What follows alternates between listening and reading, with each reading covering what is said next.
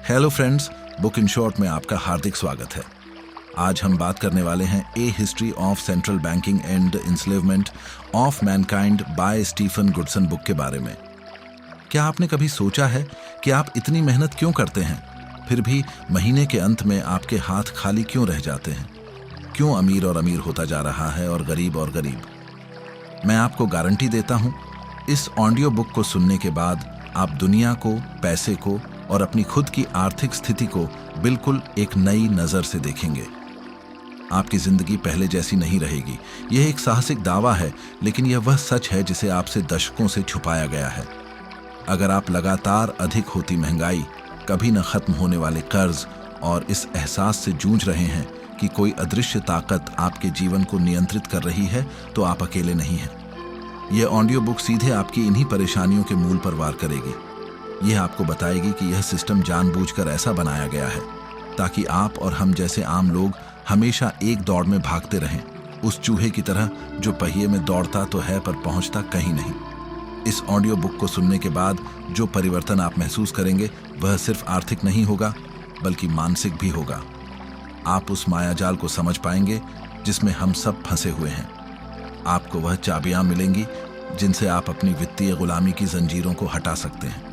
आप पैसे के असली खेल को समझेंगे और यह जानेंगे कि कैसे कुछ लोग हवा में से पैसा बनाकर पूरी दुनिया पर राज कर रहे हैं। यह ज्ञान आपको वह आत्मविश्वास देगा जिससे आप अपने भविष्य के लिए बेहतर निर्णय ले पाएंगे। यह ऑडियो बुक खास तौर पर उन लोगों के लिए है जो अब और अंधेरे में नहीं रहना चाहते, जो यह सवाल पूछने की हिम्मत रखते हैं, जो अपनी पूरी क्षमता का उपयोग करना चाहते हैं और इस आर्थिक गुलामी से आज़ाद होना चाहते हैं। मैं आपको सब कुछ नहीं बताऊंगा, क्योंकि कुछ रहस्य ऐसे हैं जिनका खुलासा धीरे धीरे ही होना चाहिए। लेकिन एक बात तय है, इस सफर के अंत में आप एक बदले हुए इंसान होंगे। तो तैयार हो जाइए, क्योंकि हम इतिहास के उन पन्नों को पलटने वाले हैं जिन पर धूल डाल दी गई है।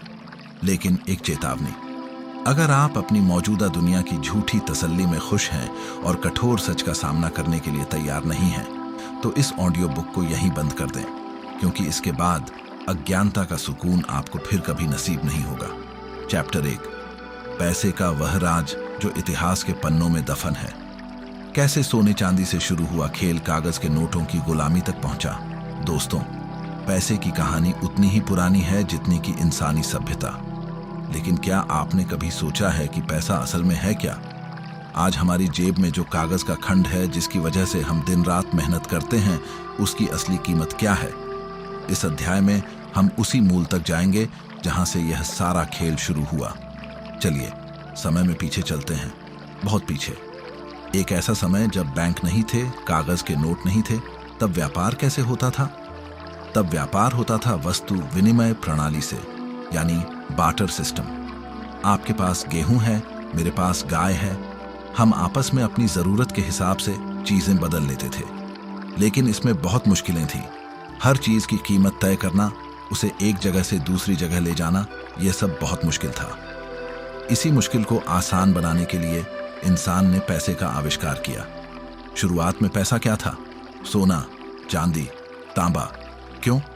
क्योंकि यह धातुएं दुर्लभ थी, टिकाऊ थी और हर कोई इनकी कीमत समझता था। यह असली पैसा था जिसके पीछे एक असली मूल्य था। आपके पास एक सोने का सिक्का है, मतलब आपके पास सच में कुछ कीमती है। इस दौर में समाज काफी हद तक स्थिर था।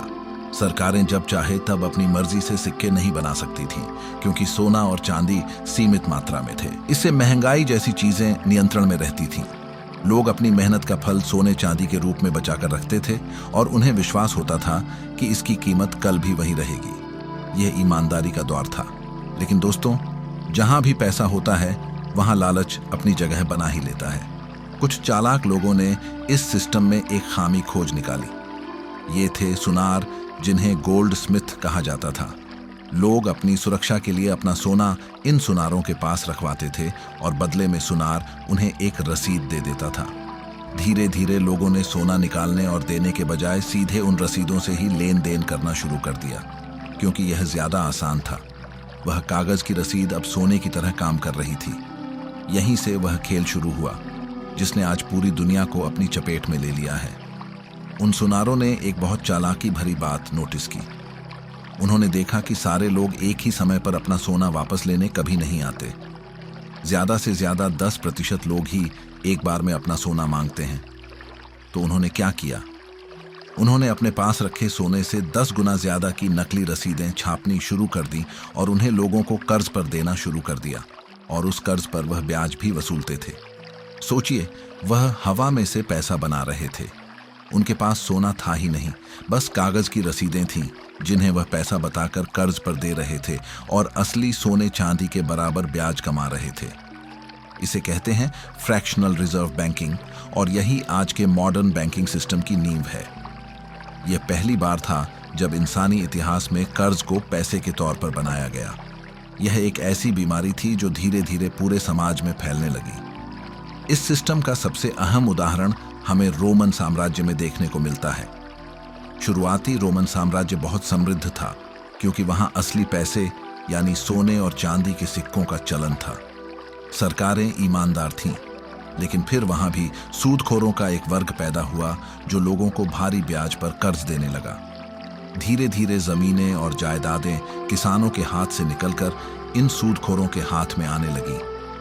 समाज में अमीर और गरीब के बीच की खाई बहुत तेजी से विशाल होने लगी। एक तरफ मुट्ठी भर लोग थे जिनके पास देश की सारी दौलत थी, और दूसरी तरफ विशाल आबादी थी जो कर्ज में डूबी हुई थी। नतीजा क्या हुआ? रोमन साम्राज्य अंदर से खोखला हो गया। उसकी आर्थिक ताकत खत्म हो गई और अंत में वह ढह गया। जूलियस सीजर जैसे कुछ शासकों ने इस सिस्टम को बदलने की कोशिश की। उन्होंने सरकार को पैसा छापने का अधिकार वापस दिलाया और सूदखोरों पर लगाम लगाई।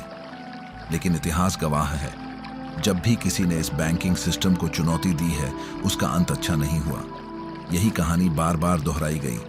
जब भी किसी समाज में ईमानदारी का पैसा यानी सोने चांदी पर आधारित मुद्रा रही, वहां समृद्धि आई, और जब भी किसी समाज पर सूदखोरों और कर्ज पर आधारित कागजी मुद्रा का कब्जा हुआ, वह समाज बर्बाद हो गया।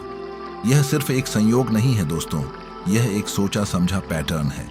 यह अध्याय हमें यह सिखाता है कि आज हम जिस पैसे को सब कुछ समझते हैं, वह असल में एक धोखा है। यह कर्ज पर आधारित है। हर एक नोट जो बनता है वह किसी न किसी के ऊपर कर्ज के रूप में आता है। यह एक ऐसा जाल है जिसमें एक बार फंसने के बाद निकलना लगभग नामुमकिन है। लेकिन यह तो बस शुरुआत थी। ये सुनार तो छोटे प्लेयर थे। असली खेल तो तब शुरू हुआ जब इन सूदखोरों ने मिलकर एक ऐसी संस्था बनाई जिसने सिर्फ लोगों को ही नहीं बल्कि पूरी की पूरी सरकारों को अपना गुलाम बना लिया। वह संस्था थी दुनिया का पहला सेंट्रल बैंक। कैसे इंग्लैंड में इस बैंक की स्थापना हुई और कैसे उसने एक पूरे साम्राज्य को अपने घुटनों पर ला दिया, यह कहानी आपके होश उड़ा देगी, और इसे हम जानेंगे अगले अध्याय में। चैप्टर 2, कैसे एक प्राइवेट बैंक ने पूरे देश को अपना गुलाम बना लिया। बैंक ऑफ इंग्लैंड की अनसुनी कहानी। पिछले अध्याय में हमने देखा कि कैसे कुछ चालाक सुनारों ने हवा में से पैसा बनाना सीखा और समाज में कर्ज का जहर घोला। लेकिन यह तो बस एक ट्रेलर था। असली फिल्म तो अब शुरू होने वाली थी। यह कहानी है 17वीं सदी के इंग्लैंड की। उस समय इंग्लैंड लगातार युद्धों में उलझा हुआ था और राजा विलियम तृतीय की तिजोरी लगभग खाली हो चुकी थी। उसे अपनी सेना और युद्धों के लिए पैसों की सख्त जरूरत थी। तभी कुछ अमीर साहूकारों और व्यापारियों का एक समूह, जिसका नेतृत्व विलियम पैटरसन नाम का एक शख्स कर रहा था, राजा के पास एक प्रस्ताव लेकर पहुंचा। यह प्रस्ताव सुनने में बहुत आकर्षक था, लेकिन इसके पीछे एक बहुत खतरनाक साजिश छिपी थी। उन्होंने राजा से कहा, हम आपको 12 लाख पाउंड का सोना कर्ज पर देंगे, 8% ब्याज की दर पर। बदले में आपको बस हमें एक चार्टर देना होगा, एक लाइसेंस, जिससे हम बैंक ऑफ इंग्लैंड नाम का एक बैंक स्थापित कर सकें। राजा को पैसों की इतनी जरूरत थी कि उसने इस प्रस्ताव की गहराई को समझे बिना इसे मान लिया। साल था 1694 और इसी साल बैंक ऑफ इंग्लैंड की स्थापना हुई। अब आप सोच रहे होंगे कि इसमें गलत क्या है, एक बैंक ही तो बना था। नहीं दोस्त, यह कोई आम बैंक नहीं था। यह एक प्राइवेट बैंक था जिसके मालिक वही साहूकार थे। लेकिन इसे बैंक ऑफ इंग्लैंड नाम इसलिए दिया गया ताकि आम जनता को लगे कि यह सरकार का बैंक है।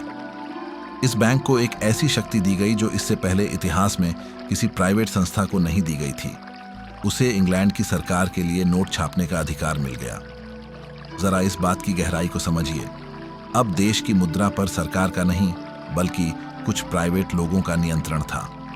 वह जितना चाहे उतना पैसा छाप सकते थे और उस पैसे को सरकार को कर्ज के रूप में दे सकते थे और उस पर ब्याज भी वसूल सकते थे। यह एक अविश्वसनीय रूप से फायदेमंद सौदा था। मान लीजिए सरकार को 1 मिलियन पाउंड की जरूरत है। बैंक ऑफ इंग्लैंड बस कागज और स्याही का इस्तेमाल करके 1 मिलियन पाउंड के नोट छाप देता था, जिसकी लागत कुछ 100 पाउंड भी नहीं होती थी। फिर वह यह नोट सरकार को दे देता था और बदले में सरकार से बॉन्ड्स ले लेता था, जिस पर उसे हर साल ब्याज मिलता था। मतलब बैंक ने लगभग मुफ्त में पैसा बनाया और उस पैसे पर वह असली संपत्ति यानी देश के लोगों के टैक्स से आने वाला पैसा ब्याज के रूप में कमा रहा था। यह एक कानूनी लूट थी जो पूरे देश की आंखों के सामने हो रही थी। देश का राष्ट्रीय कर्ज जो पहले कुछ भी नहीं था, अब आसमान छूने लगा, क्योंकि सरकार जब भी अपना पुराना कर्ज चुकाने के लिए टैक्स अधिक करती तो उसे और पैसों की जरूरत होती और वह फिर से बैंक ऑफ इंग्लैंड से कर्ज लेती। यह एक कभी न खत्म होने वाला चक्र था। देश जितना ज्यादा कर्ज में डूबता, बैंक के मालिक उतने ही ज्यादा अमीर और शक्तिशाली होते जाते। इस सिस्टम का असर सिर्फ सरकार पर ही नहीं बल्कि आम जनता पर भी हुआ। जब बाजार में बहुत सारा नया पैसा आ जाता तो चीजों की कीमतें अधिक होने लगती, जिसे हम आज महंगाई कहते हैं। आम आदमी की मेहनत की कमाई की कीमत दिन ब दिन कम होती जा रही थी। उसकी बचत की कोई कीमत नहीं रह गई थी। वह ज्यादा मेहनत करता लेकिन फिर भी और गरीब होता जाता। वहीं दूसरी तरफ जो लोग इस बैंकिंग सिस्टम का हिस्सा थे वह और अमीर होते जा रहे थे। उन्होंने अपनी इस ताकत का इस्तेमाल करके विशाल विशाल उद्योगों पर कब्जा कर लिया। उन्होंने युद्धों को फंड करना शुरू कर दिया, क्योंकि युद्ध उनके लिए सबसे ज्यादा मुनाफे का सौदा था। वह दोनों तरफ की सरकारों को कर्ज देते थे और नतीजा चाहे कुछ भी हो, जीत हमेशा उनकी ही होती थी, क्योंकि विजेता देश भी कर्ज में डूबा होता था और हारा हुआ देश भी। नेपोलियन बोनापार्ट जैसे कुछ लोगों ने इस खेल को समझा। उसने कहा था, जब कोई सरकार पैसे के लिए बैंकरों पर निर्भर होती है तो बैंकर ही देश को नियंत्रित करते हैं, सरकार नहीं। नेपोलियन ने फ्रांस में एक सरकारी बैंक बनाया जो देश के हित में काम करता था, ना कि प्राइवेट मालिकों के। यही वजह थी कि इंग्लैंड के बैंकर उससे नफरत करते थे।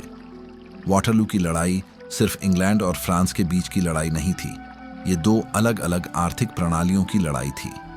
एक तरफ था प्राइवेट सेंट्रल बैंक का कर्ज आधारित सिस्टम और दूसरी तरफ था एक राष्ट्र का अपना स्वतंत्र आर्थिक सिस्टम। और हम सब जानते हैं कि उस मुकाबले में कौन जीता। बैंक ऑफ इंग्लैंड के मालिकों ने अपनी जीत के बाद पूरी दुनिया में इसी मॉडल को फैलाना शुरू कर दिया। उन्होंने हर देश में अपने जैसे ही प्राइवेट सेंट्रल बैंक स्थापित करवाए। यह कहानी हमें एक बहुत महत्वपूर्ण सबक सिखाती है। जब पैसा बनाने की ताकत जनता या उसकी चुनी हुई सरकार के हाथ से निकलकर कुछ प्राइवेट लोगों के हाथ में चली जाती है तो वह देश अपनी आज़ादी खो देता है। वह राजनीतिक रूप से भले ही आज़ाद दिखे, लेकिन आर्थिक रूप से वह उन बैंकरों का गुलाम बन जाता है। बैंक ऑफ इंग्लैंड सिर्फ एक बैंक नहीं था, वह एक हथियार था। एक ऐसा हथियार जिसने युद्धों से ज्यादा तबाही मचाई, साम्राज्यों को घुटनों पर ला दिया और आम आदमी को एक ऐसे कर्ज के दलदल में धकेल दिया जिससे निकलना नामुमकिन सा लगता है। लेकिन क्या हर देश ने इस गुलामी को आसानी से स्वीकार कर लिया? क्या किसी ने इसके खिलाफ आवाज नहीं उठाई? एक नया देश था जो आजादी के सपनों के साथ बन रहा था, अमेरिका। उसने इन बैंकरों को चुनौती देने की हिम्मत की। अमेरिका में जो हुआ वह इतिहास का एक ऐसा खूनी अध्याय है जिसे जानबूझकर हमसे छुपाया गया है। क्या हुआ जब अमेरिका ने अपना खुद का पैसा छापने की कोशिश की? क्यों अमेरिका के कई राष्ट्रपतियों की रहस्यमयी तरीके से हत्या कर दी गई? इस संघर्ष की कहानी हम जानेंगे अगले अध्याय में। चैप्टर 3, आजादी की वो लड़ाई जो आपने कभी नहीं जानी, अमेरिका और सेंट्रल बैंकर्स की खूनी जंग। दोस्तों, हम सब ने अमेरिकी क्रांति की कहानी सुनी है। हमें बताया गया है कि यह बिना प्रतिनिधित्व के कराधान के खिलाफ एक लड़ाई थी, यानी नो टैक्सेशन विदाउट रिप्रेजेंटेशन। लेकिन क्या यह पूरा सच है?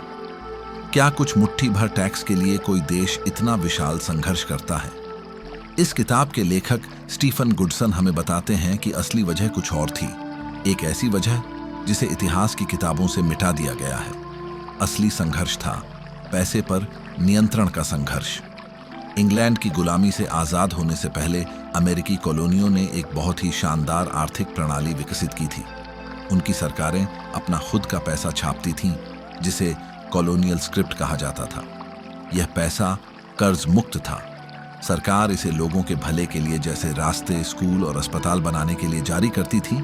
और क्योंकि यह पैसा ब्याज मुक्त था, इसीलिए वहाँ कोई महंगाई नहीं थी, कोई सरकारी कर्ज नहीं था और लोग बहुत खुशहाल और समृद्ध थे। जब बेंजामिन फ्रैंकलिन इंग्लैंड गए तो बैंक ऑफ इंग्लैंड के अधिकारियों ने उनसे अमेरिकी कॉलोनियों की इस समृद्धि का राज पूछा।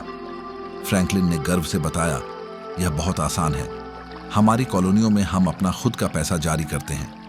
हम इसे इस तरह से जारी करते हैं कि यह व्यापार की ज़रूरतों के हिसाब से हो, और क्योंकि यह हमारा अपना पैसा है, हम इसे किसी को ब्याज नहीं देते।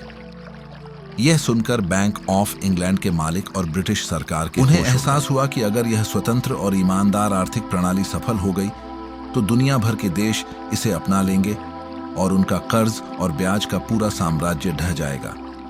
उन्होंने तुरंत 1764 में एक कानून पारित किया, करेंसी एक्ट, जिसने अमेरिकी कॉलोनियों को अपना खुद का पैसा छापने से रोक दिया और उन्हें आदेश दिया कि वह अपने सारे टैक्स सिर्फ सोने और चांदी में चुकाए, जो बैंक ऑफ इंग्लैंड से कर्ज लेकर ही मिल सकता था। इस एक कानून ने अमेरिका की खुशहाल अर्थव्यवस्था को रातों रात बर्बाद कर दिया।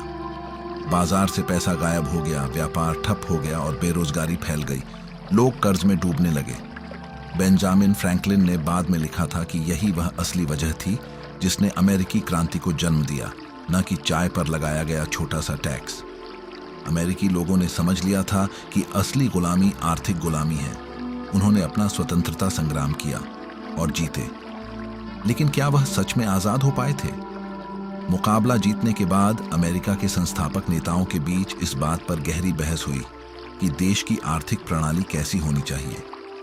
थॉमस जेफरसन जैसे लोग एक ईमानदार कर्ज मुक्त सरकारी मुद्रा के पक्ष में थे, लेकिन अलेक्जेंडर हैमिल्टन, जो यूरोपीय बैंकरों के करीबी माने जाते थे, उन्होंने बैंक ऑफ इंग्लैंड की तर्ज पर अमेरिका में भी एक प्राइवेट सेंट्रल बैंक बनाने का प्रस्ताव रखा, जिसे first bank of the United states कहा गया।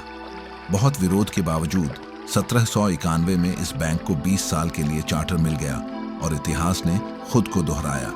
ठीक इंग्लैंड की तरह अमेरिका में भी राष्ट्रीय कर्ज तेजी से अधिक होने लगा, महंगाई आसमान छूने लगी और आर्थिक शक्ति कुछ अमीर बैंकरों के हाथों में सिमट गई। जब 20 साल बाद 1811 में इस बैंक का चार्टर खत्म हुआ तो अमेरिकी कांग्रेस ने इसे रिन्यू करने से मना कर दिया। बैंकरों ने धमकी दी, अगर चार्टर रिन्यू नहीं किया गया तो अमेरिका को एक विनाशकारी युद्ध का सामना करना होगा। और ठीक 1 साल बाद 1812 में इंग्लैंड ने अमेरिका पर हमला कर दिया। यह युद्ध भी पैसे पर नियंत्रण के लिए ही किया गया था। युद्ध के कारण अमेरिका फिर से भारी कर्ज में डूब गया और हारकर उसे 1816 में second bank of the United states को चार्टर देना आवश्यक हुआ। गुलामी का वो दौर फिर से लौट आया, लेकिन अमेरिका में एक ऐसा शेर पैदा हुआ जिसने इन बैंकरों को सीधी चुनौती देने की हिम्मत की। उनका नाम था एंड्रयू जैक्सन।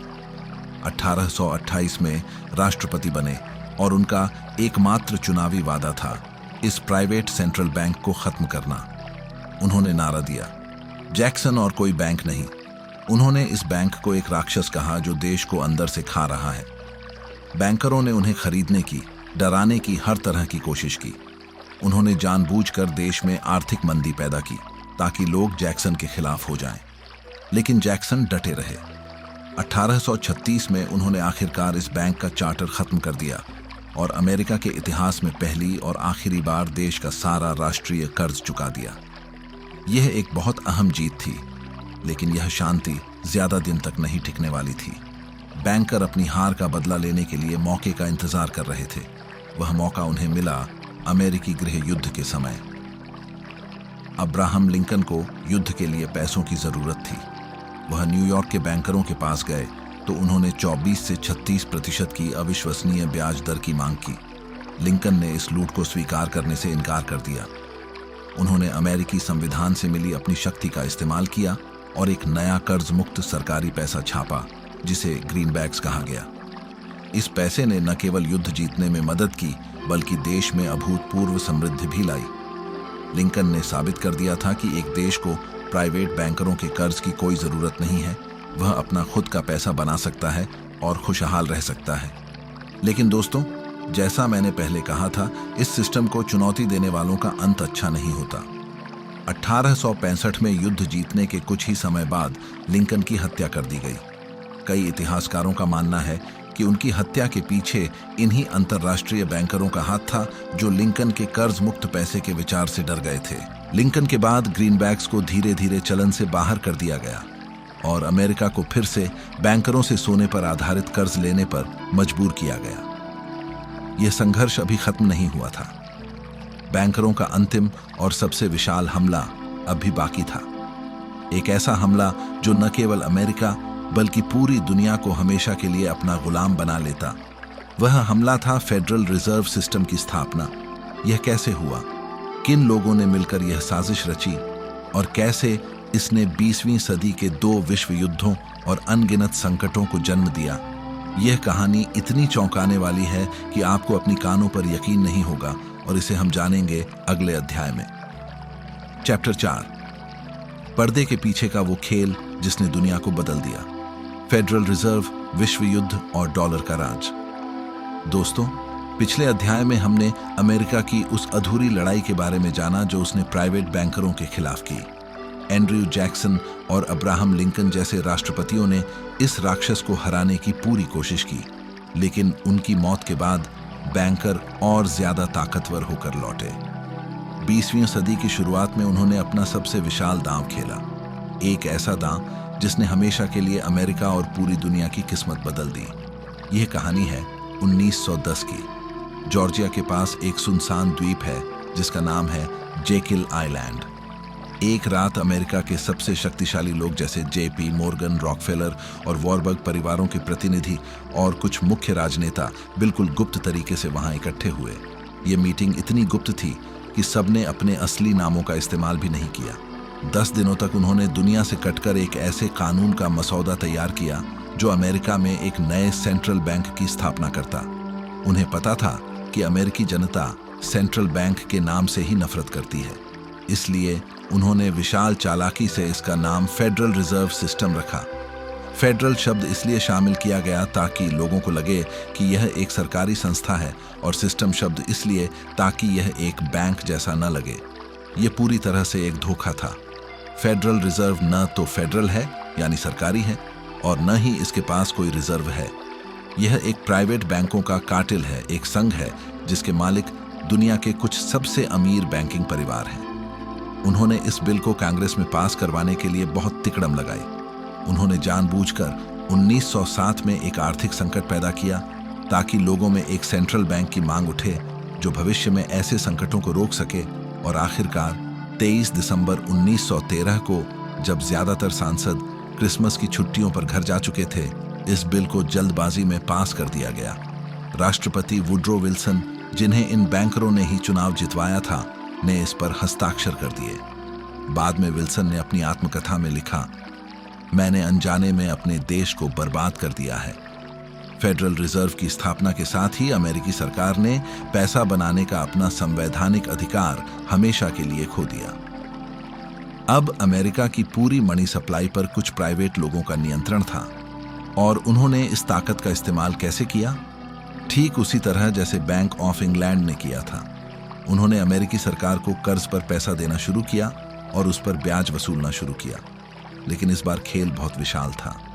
कुछ ही महीनों बाद 1914 में पहला विश्व युद्ध शुरू हो गया। क्या यह महज एक संयोग था? लेखक का मानना है कि नहीं, फेडरल रिजर्व को बनाया ही इसलिए गया था ताकि आने वाले विश्व युद्ध को फंड किया जा सके। इस युद्ध ने अमेरिका के राष्ट्रीय कर्ज को कई हजार गुना अधिक कर दिया। देश भारी कर्ज में डूब गया और फेडरल रिजर्व के मालिक अविश्वसनीय रूप से अमीर हो गए। युद्ध के बाद उन्होंने 1920 के दशक में बाजार में खूब पैसा डालकर एक झूठी समृद्धि का दौर बनाया, जिसे रोअरिंग 20s कहते हैं। लोग शेयर बाजार में अंधाधुंध पैसा लगा रहे थे। फिर 1929 में उन्होंने अचानक बाजार से पैसा खींचना शुरू कर दिया। नतीजा, शेयर बाजार क्रैश हो गया और अमेरिका के इतिहास की सबसे विशाल मंदी द ग्रेट डिप्रेशन शुरू हो गई। लाखों लोग बेरोजगार हो गए, हजारों बैंक डूब गए। लेकिन इस तबाही के बीच फेडरल रिजर्व के मालिक और उनके साथी अंतर्राष्ट्रीय बैंकर कौड़ियों के दाम पर डूबे हुए बैंकों और कंपनियों को खरीद रहे थे। उन्होंने अपनी दौलत और ताकत को और भी ज्यादा अधिक कर लिया। इस मंदी का इस्तेमाल करके उन्होंने राष्ट्रपति रूजवेल्ट से 1933 में अमेरिकी नागरिकों को अपना सारा सोना सरकार को एक तय कीमत पर जमा करने का आदेश दिया गया। अमेरिकी डॉलर का सोने से जो कुछ बहुत रिश्ता बचा था उसे भी आम नागरिकों के लिए खत्म कर दिया गया। अब लोगों के पास सिर्फ कागज के नोट थे, जिनका नियंत्रण पूरी तरह से फेडरल रिजर्व के हाथ में था। इसके बाद आया दूसरा विश्व युद्ध, जिसने इस सिस्टम को और भी मजबूत कर दिया। युद्ध के अंत में 1944 में ब्रिटेन वुड्स समझौते के तहत अमेरिकी डॉलर को दुनिया की रिजर्व करेंसी बना दिया गया। इसका मतलब था कि अब दुनिया के सारे देश अपना व्यापार डॉलर में करेंगे और अपने विदेशी मुद्रा भंडार में डॉलर रखेंगे। ऐसा इसलिए किया गया क्योंकि अमेरिका ने दुनिया को भरोसा दिलाया कि उसका डॉलर सोने से संबंधित है और कोई भी देश अपने डॉलर के बदले में अमेरिका से सोना ले सकता है। लेकिन यह भी एक धोखा था। अमेरिका ने अपनी ज़रूरतें पूरी करने के लिए इतने ज़्यादा डॉलर छाप दिए थे कि उसके पास उतने डॉलर के बदले देने के लिए सोना था ही नहीं। जब फ्रांस जैसे देशों ने अपना सोना वापस मांगना शुरू किया तो 1971 में राष्ट्रपति निक्सन ने डॉलर का सोने से रिश्ता हमेशा के लिए खत्म कर दिया। उस दिन के बाद से अमेरिकी डॉलर और दुनिया की बाकी सारी मुद्राएं सिर्फ कागज के खंड रह गईं, जिनके पीछे कोई असली मूल्य नहीं है। इन्हें फिएट करेंसी कहा जाता है। इनकी कीमत सिर्फ इसलिए है क्योंकि सरकार कहती है कि इनकी कीमत है। अब फेडरल रिजर्व जितना चाहे उतना पैसा छाप सकता है बिना किसी रोक टोक के। इस असीमित पैसा छापने की ताकत ने अमेरिका को एक सुपर पावर बना दिया। वह पूरी दुनिया से सामान खरीद सकता है और बदले में बस कागज के नोट दे सकता है जो उसने खुद छापे हैं। यह दुनिया के इतिहास का सबसे विशाल धोखा है। हम सब एक ऐसे सिस्टम में जी रहे हैं जहां पैसा कर्ज है और कर्ज ही पैसा है। लेकिन यह सिस्टम आज हमारी और आपकी जिंदगी पर कैसे असर डाल रहा है? वो कौन सी अदृश्य जंजीरें हैं जिनसे हमें बांधा गया है? क्या इनकम टैक्स, महंगाई और राष्ट्रीय कर्ज इसी विशाल साजिश का हिस्सा है? इन सवालों के जवाब आपके पैरों तले जमीन खिसका देंगे और यह हम जानेंगे हमारे अगले और सबसे महत्वपूर्ण अध्याय में। चैप्टर 5। क्या आप सच में आजाद हैं या सिर्फ एक कर्जदार गुलाम? आधुनिक गुलामी के अदृश्य बंधन।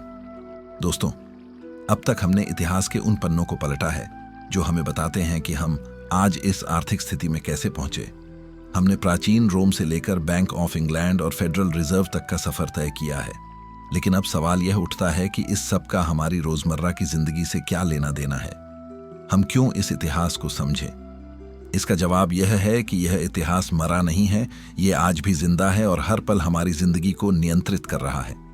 हम सब एक बहुत विशाल अदृश्य पिंजरे में कैद हैं और इस अध्याय में हम उस पिंजरे की सलाखों को पहचानने की कोशिश करेंगे। आधुनिक गुलामी की सबसे पहली और सबसे मजबूत जंजीर है इन्फ्लेशन, यानी महंगाई। आपने अपने परिचितों से अक्सर सुना होगा कि उनके जमाने में 1 रुपए में कितनी सारी चीजें आ जाती थीं। आज 100 रुपए में भी कुछ नहीं आता। ऐसा क्यों है? क्या चीजें महंगी हो गई हैं? नहीं, सच तो यह है कि आपके पैसे की कीमत कम हो गई है। जब सेंट्रल बैंक जैसे हमारे देश में रिजर्व बैंक ऑफ इंडिया या अमेरिका में फेडरल रिजर्व बहुत सारा नया पैसा छापकर सिस्टम में डालता है तो बाजार में मौजूद हर 1 रुपए की कीमत अपने आप कम हो जाती है।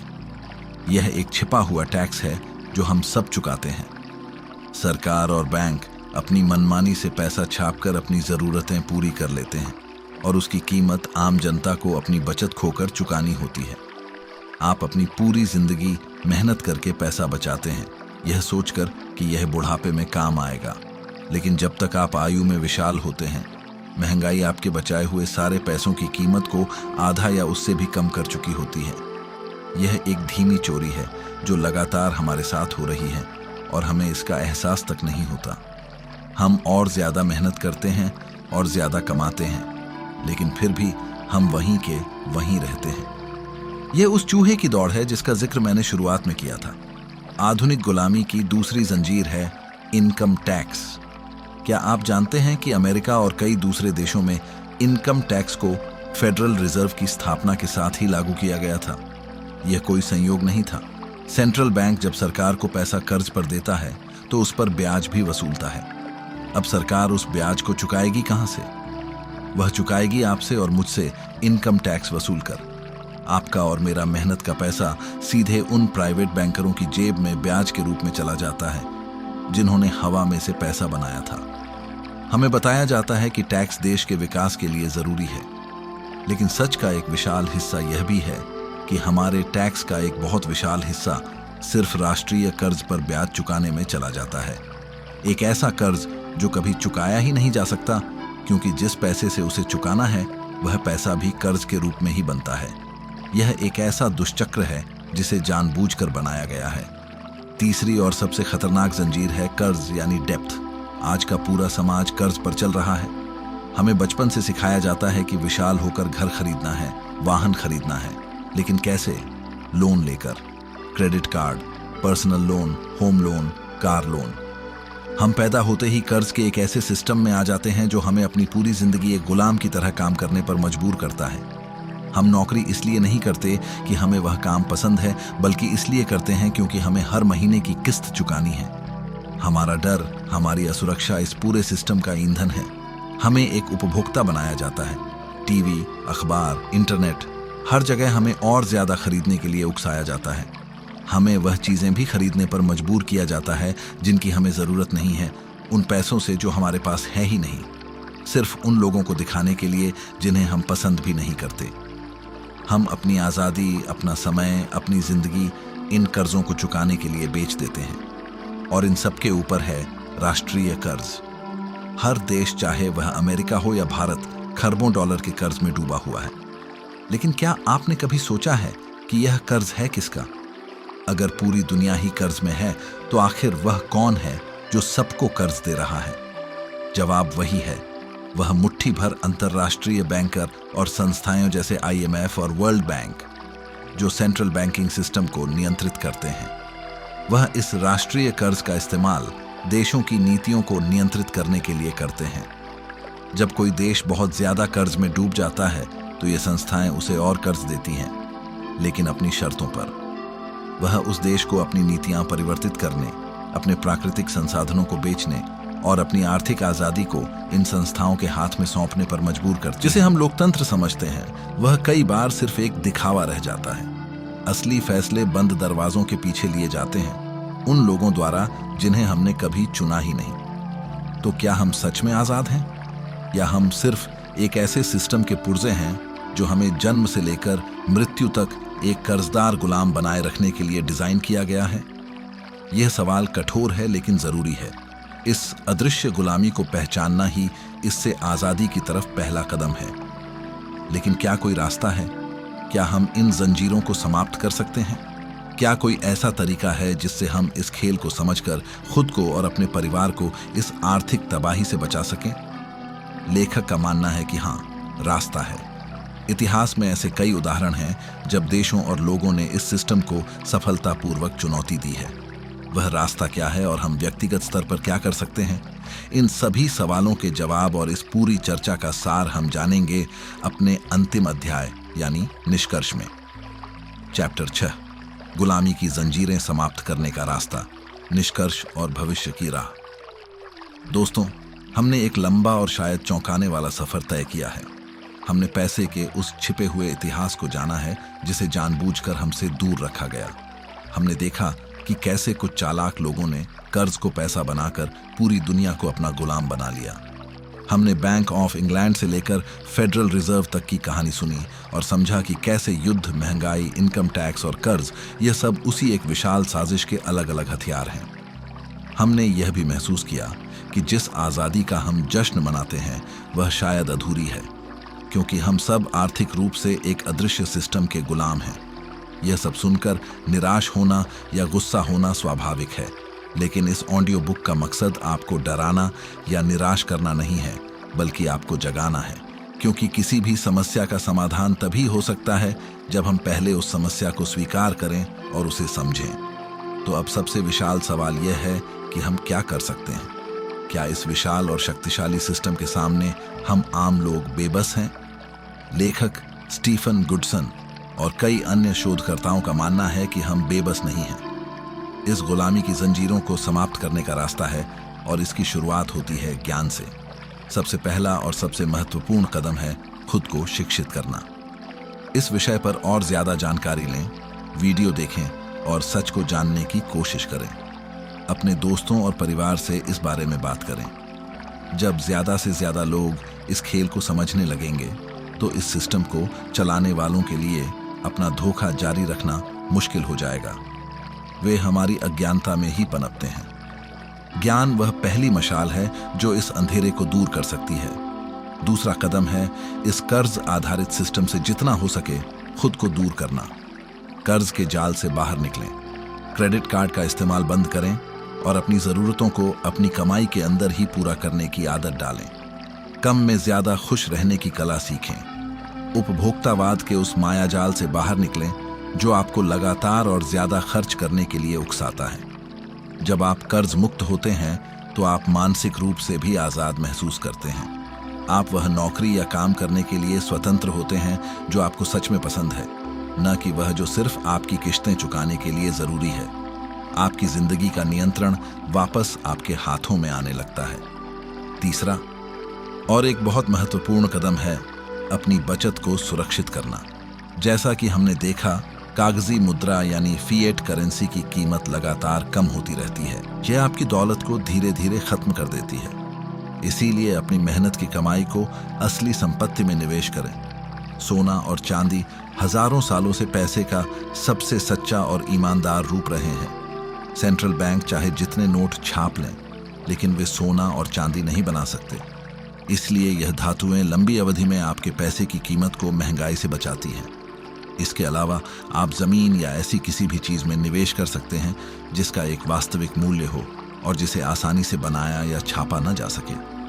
यह आपकी आर्थिक सुरक्षा का कवच बन सकता है।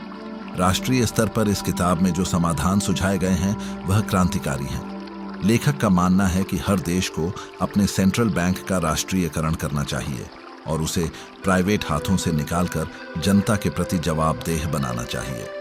पैसा छापने का अधिकार वापस सरकार के हाथ में आना चाहिए और सरकार को कर्ज मुक्त, ब्याज मुक्त पैसा जारी करना चाहिए, ठीक वैसे ही जैसे अब्राहम लिंकन ने ग्रीनबैक्स के साथ किया था।